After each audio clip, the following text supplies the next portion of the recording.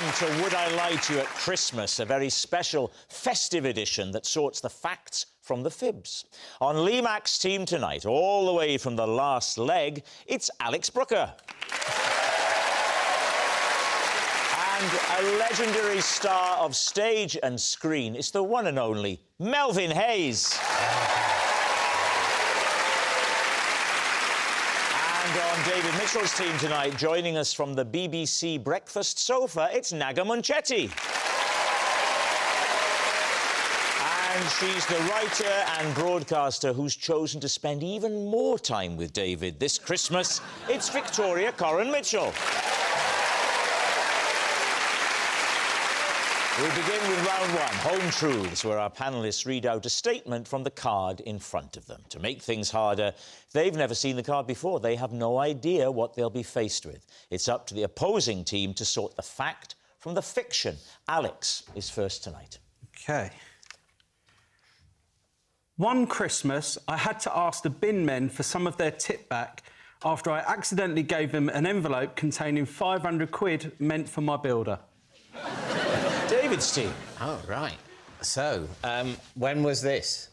This was about 6 years ago. I mean, you're evading VAT, that's what you're basically saying. It's not illegal to pay cash. Yeah. It could be that he was paying them, I don't know, £420 plus VAT. Were you paying $420 plus VAT? Nah, he just wanted cash in hand, 500 quid. So you prepared, like the beginning of a thriller, a second envelope with a different amount in it for the bin men? Yeah, so if I don't see him, I just leave it out. On the bin? Yeah, like, just behind the bin, they know. So when did you realise that something was wrong? Well, when I got in and went to pay the builder, and it was 20 quid. What did you do? Just phone up, like, Huddersfield Council.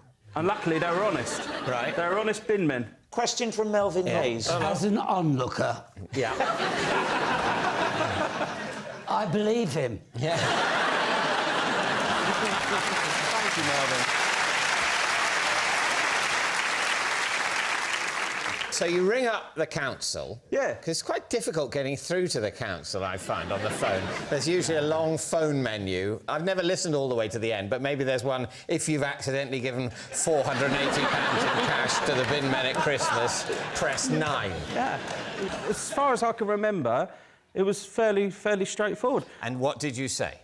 I just said, look, I live at this address. And the person said what? You're being very, very confrontational tonight, David. And quite trying to look at you. You sat forward. Is it because Victoria's here? You're like a stag stood at the top of a mountain. Look at him. He's like this. I'll tell you about this, and I'll that. Showing off in front of your wife. Do you tip the bin men and the recycling men separately? No, it's the same people. On the same day? They No, collect it's on the same week day? on, week off. 1 week they're coming and doing the recycling, and 1 week they're coming and doing the bins. So they're there every week.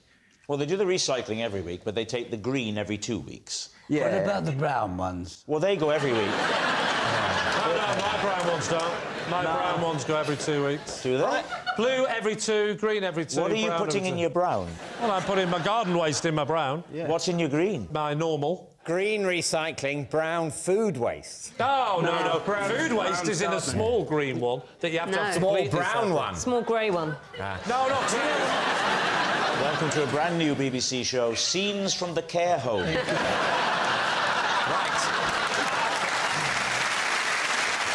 So what do we reckon then, Victoria? See, I don't think anyone just leaves £20 on a bin in the hope that the right people will grab it in the morning. What do you offer your bin men at Christmas? It depends what time of day they turn up, Rob. I also cannot believe that anyone doesn't know the difference between £500 in an envelope and £20 in an envelope, unless you are so minted that you just don't care.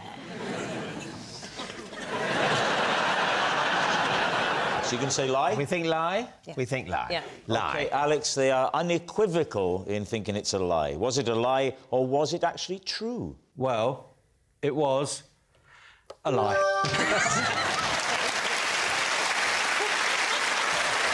Yes, it's a lie. Alex didn't ask the bin men for their tip back. Victoria, you're next. For our first Christmas together as husband and wife, David was startled by one of the gifts I got him. Please, team. It wasn't making a noise inside the wrapping paper, was it? What, a puppy? Well, I was thinking more of a rabbit.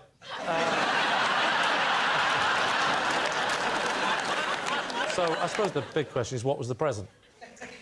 It was, you'll like this, Lee, it was some sexy underwear. Oh, why would I like that? No, I'm always telling Victoria how attractive you find me. Who was to wear the underwear? It was, I bought for David to wear. Look at David's face.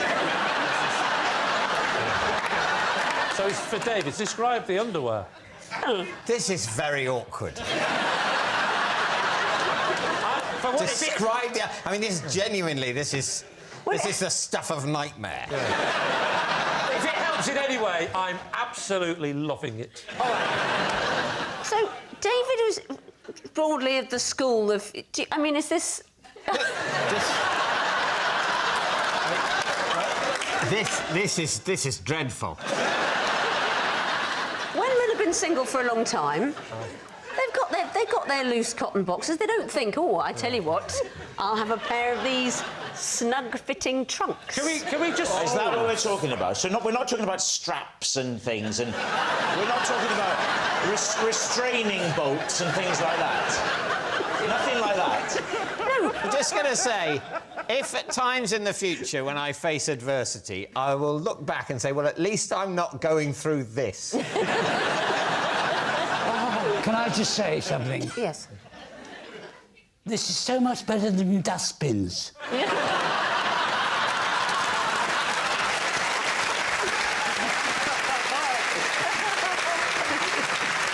So it's Christmas morning. It's your first Christmas together as a married couple. You hand him this package.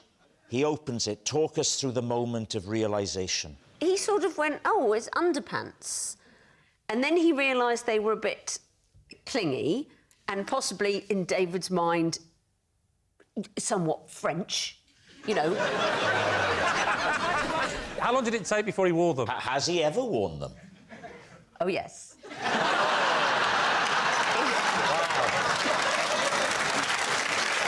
From that day forward, that was his new style of choice. So even as we speak, he sat there now with something clinging to his midriff. I'm so sorry. So it wasn't like his main present, there was other stuff? There was some other stuff. Can you remember anything else that you'd got in there? You know, some books and a DVD and... What were the books? Well... The Bible and 50 Shades of Grey.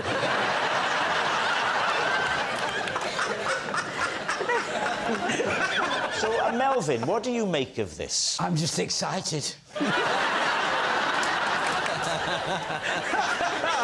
What do we think? Truth or lie? So what do you think, Alex? I can imagine you'd definitely be startled by it, but... Well, that bit... Yeah. If David's worn the same pair of pants all of his life until that moment, and I suspect he The has. same pair The of... same type of pants. I think it's true. You do? So, Melvin thinks it's true. Alex? I hope it's true. You're going to say that it's true. OK, they think it's true. Victoria, was it true or was it a lie? It is true.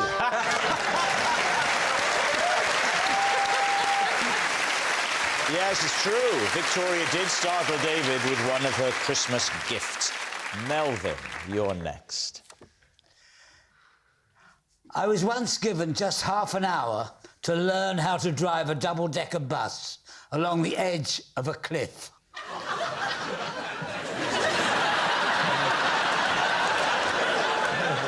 What's this all about?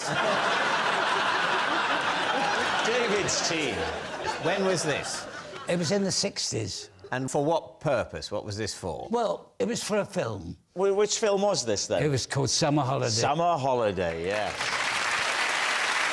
I was on the edge of this mountain road, and there was a sheer drop. You couldn't see the ground below. And the director said to me, if I wave my left arm, you're too near the edge. If I wave my right arm, you're too near the wall of the cliff. And I drive straight at him, and when I get within 50 yards, he takes out a loud halo and says, we're zooming in for a close-up. Try and look frightened. And all I could think, I looked behind me before I did, and there were these famous faces looking at me. Who was there, Melvin? There was a young man called Cliff Richard. There was Eunice Stubbs. There was the Shadows. What, the shadows that they cast? And you genuinely, they only gave you half an hour to learn to drive a bus. Yeah, because I wasn't Cliff. Cliff Richard, I'm talking about, not the Cliff. Can I ask you this question? Eunice Stubbs said of that film that she found it impossible to remember the plot or any of her lines because Cliff Richard was so beautiful she couldn't stop staring at him. Did you have that problem? Yeah.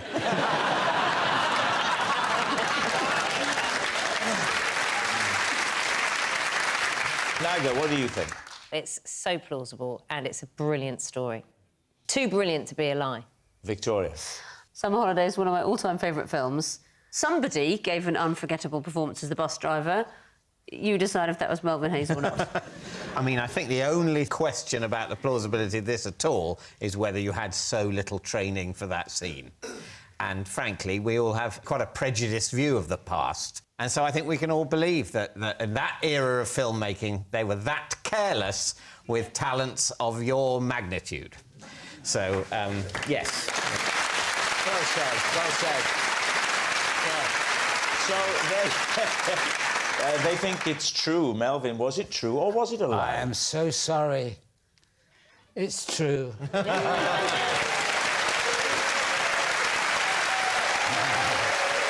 Our next round is called This Is My, where we bring on a mystery guest who has a close connection to one of our panellists. This week, each of David's team will claim it's them that has the genuine connection to the guest, and it's up to Lee's team to spot who's telling the truth. So please welcome this week's special celebrity guest, Patty Boulay.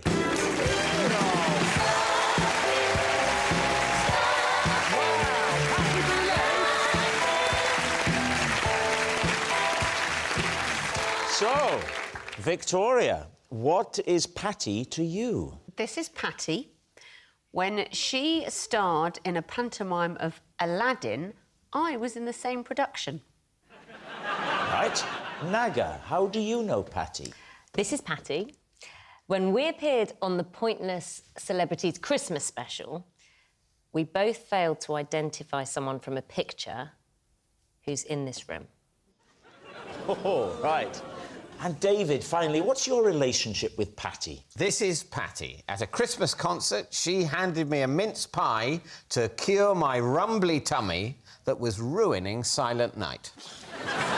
So, there we have it. Lee, where will you begin? So, Victoria, when was this? Sometime in the 90s. But you weren't an actress, were you? No, well, it was a non-speaking role.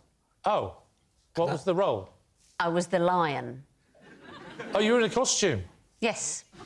I'm trying to remember where the lion features in that classic story of Aladdin. Well, as I say, it wasn't a big role, and I'll be honest, I was only in it one time. What happened was, I was telling a friend of mine that I had never seen a panto before, and she worked at a newspaper, and she said, oh, I can probably get you some free tickets to that. And I said, great. And then she rang me back the next day and said, better still, you can be in it. It was a promotional stunt. There's a lion that is in the show every night, and it's in a costume, and it was, oh, my goodness, a lion. Ah! Oh, my goodness, a lion. What's that doing in Aladdin? And who was Patty playing in this? Patty was, of course... Of course she was Miss Aladdin. Boulay, I should say, was the principal boy. Who else was in it? What are the names? I'm glad you asked me that question. Dennis Waterman and Barry from Heidi High. He was the Dane. Right. So was there a regular lion that you replaced? Yeah,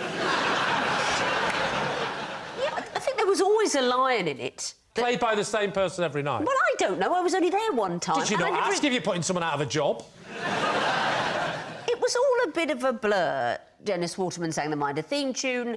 Barry from Heidi High said, I'm off to Burger King, mine's a Whopper. And then there was a bit... I think you're telling the truth, because I knew Barry and he was a Whopper.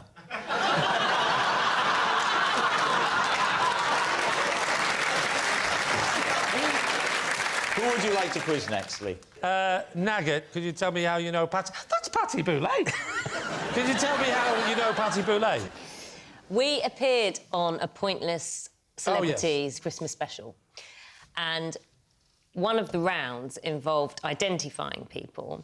Right. And one of the pictures was of someone on this stage. Right. Were you... And we failed to identify them correctly. Well, tell you what, don't tell us who it was. Tell us what the question was. Is that how it works on Pointless? You had a picture screen Yeah. that you looked at, and there were something like 9 pictures. Yeah. And they were all of famous Northerners.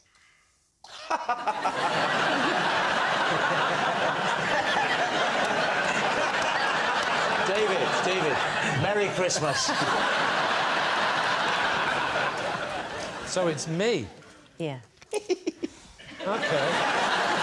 I think from memory, you can't get help off Patty. No, but in the celebrity one, you can. Everyone whispers. You can get help off Patty.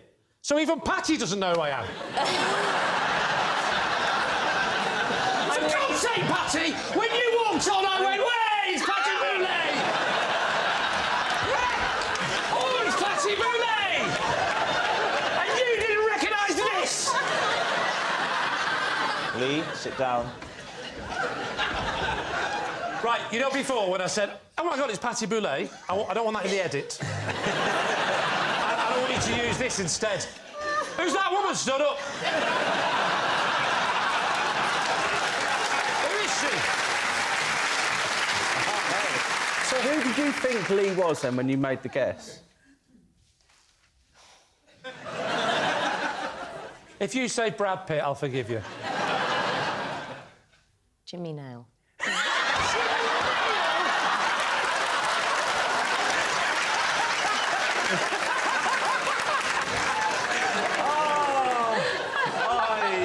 I don't think we need to ask David about his. This is one of the best shows we've ever done. Here's the question. Had it been a picture of Rob, if the category was Welsh people, would you have recognised Rob? Of course. You've done Pointless, haven't you? Yeah. So with Pointless, you have to get the least... If it was the least recognisable person... So you get had to fewer go at points. Lee. You'd get fewer points. Well, I mean, And it sounds like a very good idea- strategy. So I would have gone for him as well, actually. what I love most about this is, even if it's a lie, she still said she thinks you look like Jimmy Nail. Do you know what? That's the worst bit. No. Because if you had to think on the spot and that... Well, here's the thing, Lee. Here's the Just thing, make one Naga. thing. We've managed to find a picture of Jimmy Nail. Now, well, yeah, look at that, yes! Can we put that next to Lee?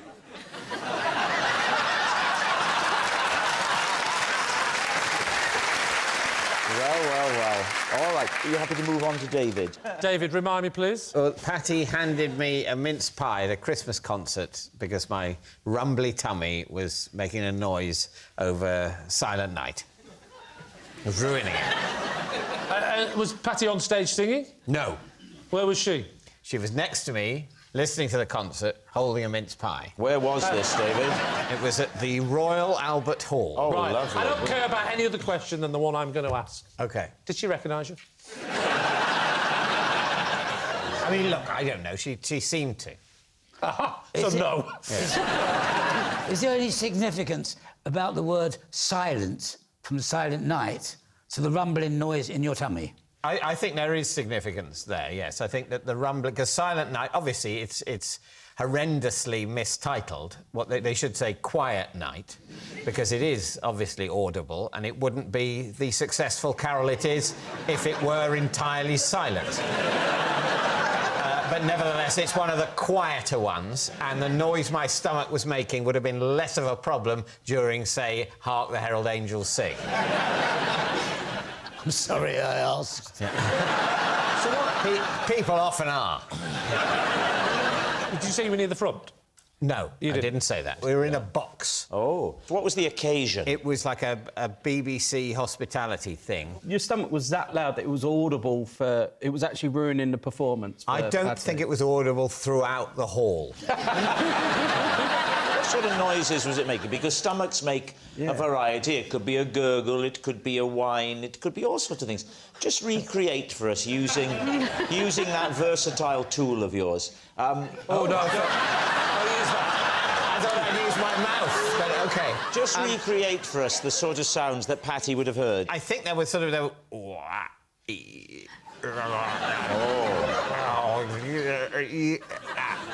And Patty heard this and proffered a mince pie. Yeah. Was she sat behind you or in front of you? No. Was she sat to the side of you? That's it. Right next to me. She was right next to there. you. Didn't I ask earlier if she was next to you and you said no? If I did, I was lying. OK. Right, we need an answer. So, Lee's team, is Patty Victoria's panto pal, Naga's pointless partner, or David's pie provider? Let's take them individually, shall we? Right. So, Victoria. We like her. Well, we like her, but we can't just judge you by who we like. I'm just a bit worried because she's been standing there a long time. Yeah. She's liable to fall over. Well, what the audience don't realise is you're stood there, don't forget.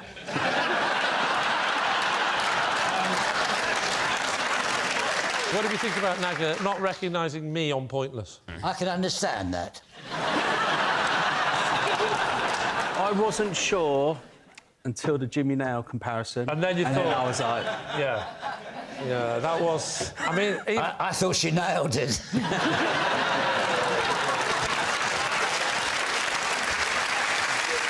Then there's David. That's a very woolly story. Well, it's a lovely, woolly time of year, isn't it? So who do you think is telling the truth here, Melvin? I think it's a very difficult game. I didn't realise. I'll leave it to the public vote. I think Naga. I think there's an obvious explanation, and that is that Naga knows who I am, but she forgot her glasses. So let's go with that. It's Naga looking at a picture of you. Thinking I'm Jimmy Nail. OK. Patty, would you please reveal your true identity? Well, I'm Patty, and the lovely Victoria was in the same pantomime as me. Yes, Patty is Victoria's panto pal. Thank you very much, Patty Boulet.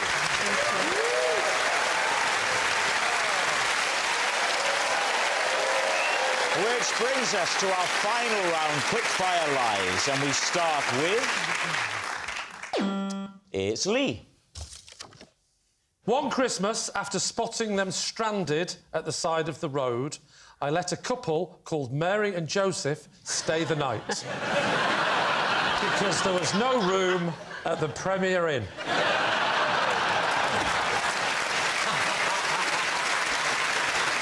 Right, David's team. So where did you spot Mary and Joseph? It's in a place I used to live called Bethlehem. Where I live, just near where I live. I was driving home and just saw them, looking very cold. Just a man and a woman. And a donkey. A man and a woman stood at the side of the road. Yeah. Luggage? Well, she was heavily pregnant. Were they hitching? No, they were just sat on a bench looking really cold. You just stopped and asked some people on a park bench if they wanted to come home with you. You've not started doing that again, have you? The window was down. Then we stopped at the lights, and they... It was we. Did you have someone else with you? No, I was having a wee in the car. And I looked out the window, and, they gave me that look. They went, "Hey, Jimmy Nail!" And I just had a bit of bants, all right, how's it going? Yeah. Oh, we're freezing. Why? Because they were near the Premier Inn. I said, we couldn't get in. It was a mistake with the booking, and now we don't know where to go next. So you have the window down in the car? Yeah. So you have the passenger window down, do you? Why? Because you looked that way when you said, hey. I was reversing. Which, thanks for laughing, but that doesn't make sense. I recently bought my new American left-hand drive Mustang. So it's not just no room at the inn and they're called Mary and Joseph. Mary is pregnant. I can't confirm that, and I'm reluctant to say it on television in case she's watching. OK. Can I ask you, did Mary give birth to a Messiah while staying at your house? No. No. But So it's three people visited with gifts.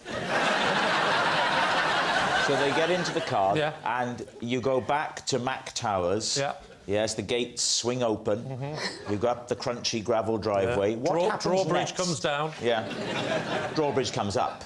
Well, obviously not, otherwise I'd have gone straight into the moat. Let's just move on to the portcullis. You get to the big front door of the house. What happens? So then I go in, because I've got my own key now. She's finally given me a key. And I go in. Leaving Mary and Joseph in the car. No, they're in the stable in the back. And the children rush out. Father, who's this? No, they were in bed. It was Christmas Eve. Did I not mention that? Well, what time was it? About 10:30. What were you doing out at 10:30 on Christmas Eve? In your Mustang with the window down, driving slowly along the curb. Oh, Lee, no. I'd forgotten my wife's present and I was looking for a late-night garage. To get her something special. Yeah. Who doesn't like a giant galaxy and a bunch of carnations? Did you find out what Mary and Joseph, what they did for a living, where they lived, anything about them? I think he might have been a carpenter. I'm not 100% sure. Not sure what he did. I think she may have been a jockey. When did they go? Because presumably the next morning... When did they leave the house, Lee? When did they leave the house? When they left the next morning early when my mate Brian came round, Brian Herod. So, what do we reckon? Naga, what do you think? I don't believe any of it. You don't believe any of it? Victoria, what are you thinking? I think it's not true because of the words that he spoke. Yes, all right. So your whole team are solid on that. Yes, I think it's not true. All right. Yeah. Lee, they think it's a lie. Was it a lie or was it actually true? It was, in fact, a lie. Yes, it's a lie. Lee didn't let a couple called Mary and Joseph stay the night. Oh, that noise signals time is up. It's the end of the show, and I can reveal that David's team has won by 4 points to 1. Well done. Great show, mate. That was a great show. Thanks for watching. We'll see you next time. Good night.